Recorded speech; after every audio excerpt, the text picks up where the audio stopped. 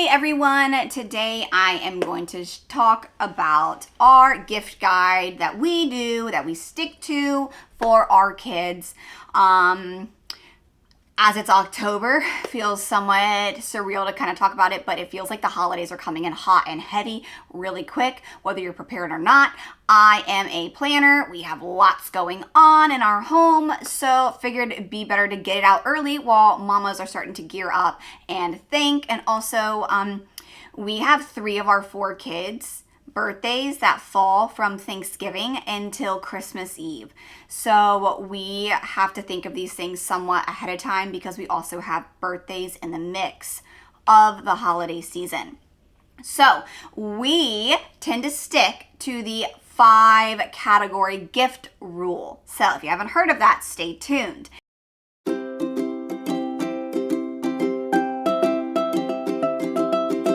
Subscribe, like to the video, comment what you do. Do you stick to the 5 rule, or do you do something different, or do you just not even have anything and you just kind of wing it? We'll talk about budgets. We'll talk about why the categories. We'll talk about what the categories are. We'll talk about, have we always done this? Is this new? And how it's been working for us to share it with you, to hopefully you can implement it and use it with your kiddos. I think this is a great gift. Obviously, the less kids you have, sometimes the more financially feasible it is to maybe have more gifts per child. As the amount of children that you have increases, right, your budget might be a little tighter. It might be a little bit more strict. And it might not be able to do 5 gifts for every child. So I understand that, and that is perfectly fine. This is just what our family does. Now, don't get me wrong. Sometimes there are a few extra things that sometimes sneak in, but this is our 5 categories, and I don't buy anything outside of these 5 categories until we have made sure that we have hit all 5 of them. I heard of this when I was actually in high school from family friends that had 3 kids. This is what they did. And I was an only child, so it was a little bit of a different situation for my family as to what we did. And hearing a family that had 3 kids and this is what they did, I thought it was an incredible idea. And I really think it values quality over quantity, and that is important for me. It resonates. I feel like it probably resonates with you. Also, it works because quality over quantity helps, because we know cousins, aunts, uncles, friends, any other events that you go to, they are probably going to hit the quantity part of it. So I don't have to feel like with this system worry about getting tons of things, because at the end of the day, they're going to end up with tons of things once you've celebrated with maybe mom's side of the family, dad's side of the family, cousins, whatever it might be. That is that quantity is going to get hit. It just doesn't necessarily need to get hit from every single avenue out there. And so it's not going to be hit from mom and dad's avenue, because it's junk. They're going to play with it for a few days, a few minutes, and it's going to get broken. It's going to get tossed to the side, and it's not going to get used. And now I have to store it in my house. So that makes a difference. And if you don't know what our new plan is, please check out on what our big announcement has been. Check that out and watch it, because we had some big news that we have recently shared with everybody else. So go on, comment, like it, and tell me what you think about our big news, because it is controversial, it is exciting, and it is nerve-wracking. So, okay, but getting back into this. So our 5 categories are, again, it's quality over quantity. Is something to read, something that they want, something that they can wear, something that they do, and something to read. So I always forget one. Want, need, read, wear, and do. And as our family has gotten older, the kids have expressed more interest. Sometimes the do part has shifted into an experience. Like our oldest is really dying to do an escape room with mom and dad. So that is an experience. Escape rooms, if you've ever been to one, aren't the cheapest things out there. And we have to hire a babysitter. So that is like a big birthday present or a larger Christmas present maybe that would cover some areas. But that is a memory that she'll have forever as a 10-year-old compared to something I found on Amazon that I think she might like, or like a diary. If she's an avid writer, that's a different story, but sometimes there seems to be like lots of fillers of things that are asked just to get things. And I know that like an escape room, an experience is something that has continuously been tongue twister, continuously been asked for.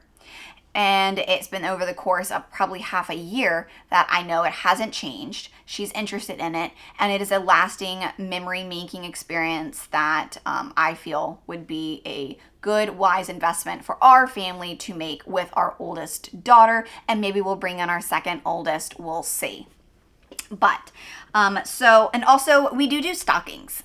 We do stockings for our kids. We used to do back 8 years ago, we did stockings for mom and dad. And honestly, I just felt that I was filling them with junk, right?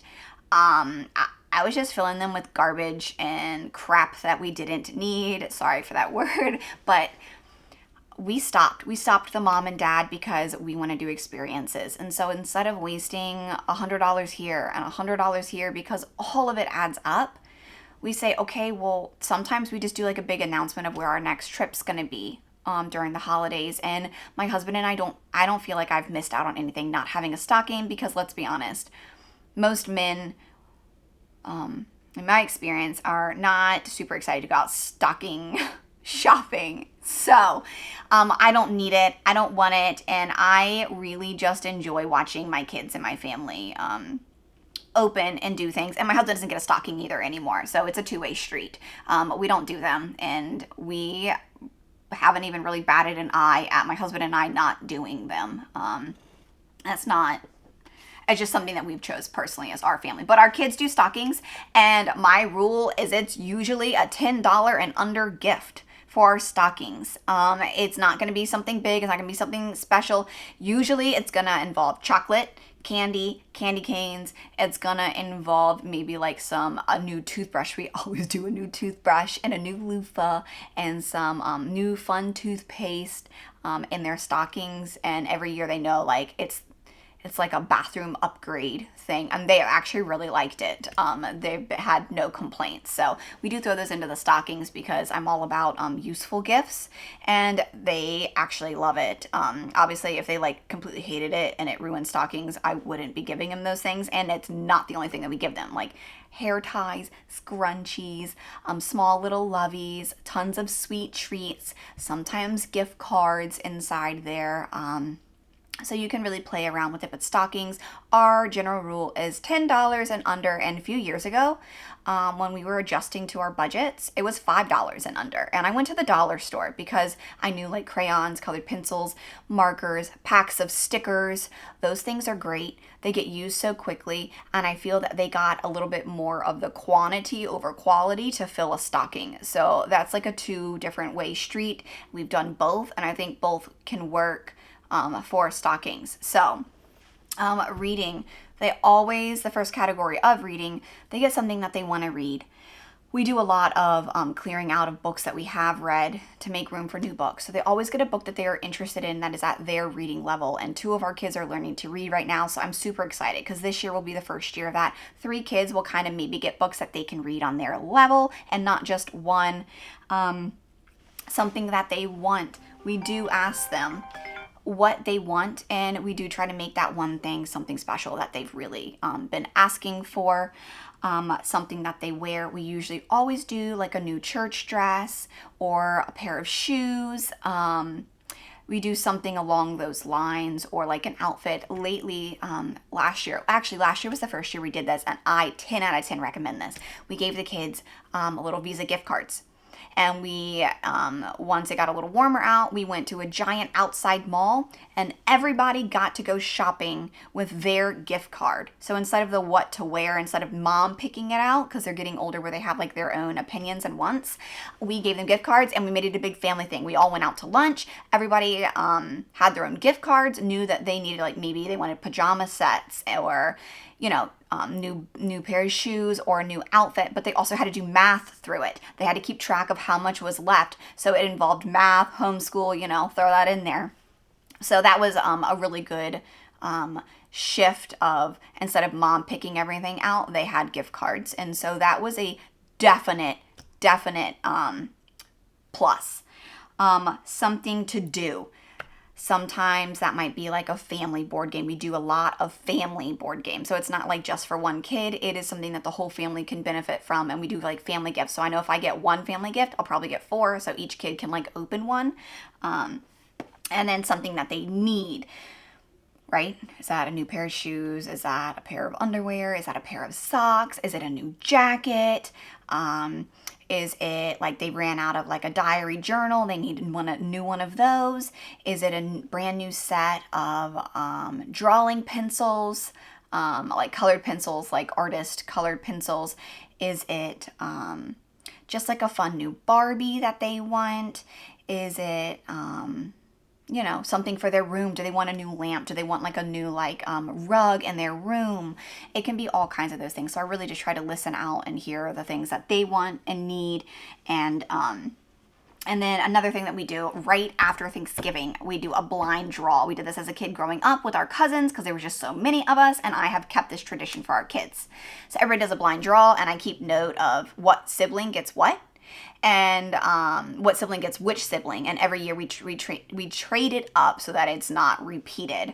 And so this will be our 3rd year doing this, and every sibling, because there's 4 of them, it's easy, every sibling gets a different sibling, and they do Christmas shopping for them. Obviously that's usually something that they want, so sometimes that's checked off by siblings and they get 2 things that they want, but these siblings know that they get to go in the store and they get to pick something out and they get to shop and be thoughtful and loving towards their siblings, and try to also, it's a great lesson to teach them that when we go into the store, it's not about them. It is about buying and caring for another member of our family, which is a unique opportunity because I don't know if you've ever taken kids into a Target toy store aisle. It's overwhelming because they get so easily caught up with, oh my goodness, this is awesome, I love it, can I have it, can I have it, can I have it, can I have it, can I have it? And I'm like, whoa, pump the brakes. Let's remember, we are shopping for others during this season of giving to others and not for, I'm sorry, my husband continues to call.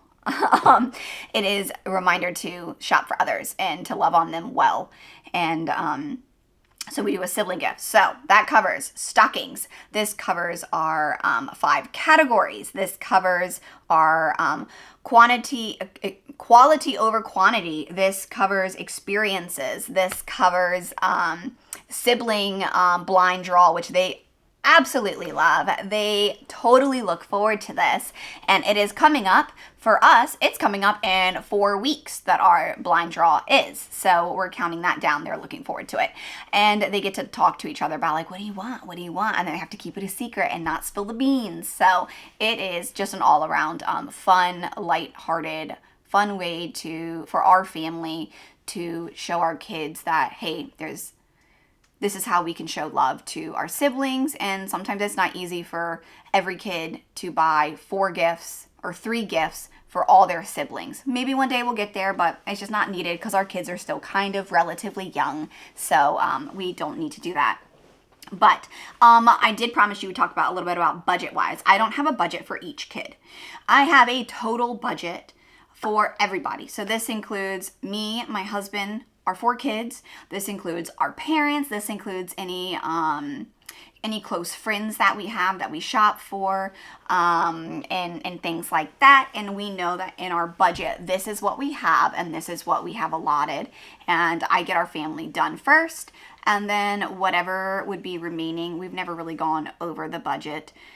I shop pretty early, so when there's deals and lightning deals, I kind of snag them up. That's been in our shopping list or save for later on Amazon. When there's a lightning deals, I buy them no matter what season it is because I know that the kids wanted them or needed them, and that's how we kind of stay within our budget is buying things when they are like crazy on sale. So that is how we do our budget. And I don't have a crazy budget. We're not out there blowing thousands of dollars on Christmas. And I do it where it's cash. We do put it on the credit card because we use our points for travel, but I instantly pay that off because that fund has been sitting there knowing it will be used the whole time. We don't just willy-nilly it and spend whatever, and we don't cause holidays to put us in credit card debt and affect everything. So that is our quick guide to Christmas buying for our kids for holiday shopping. I hope you enjoyed. Please remember to comment and share what you do for your family, or if some of these things you've never heard of, or if you use them in your house. And if you have any ideas, I'm all ears and would love to see and hear about it. So thanks. Bye.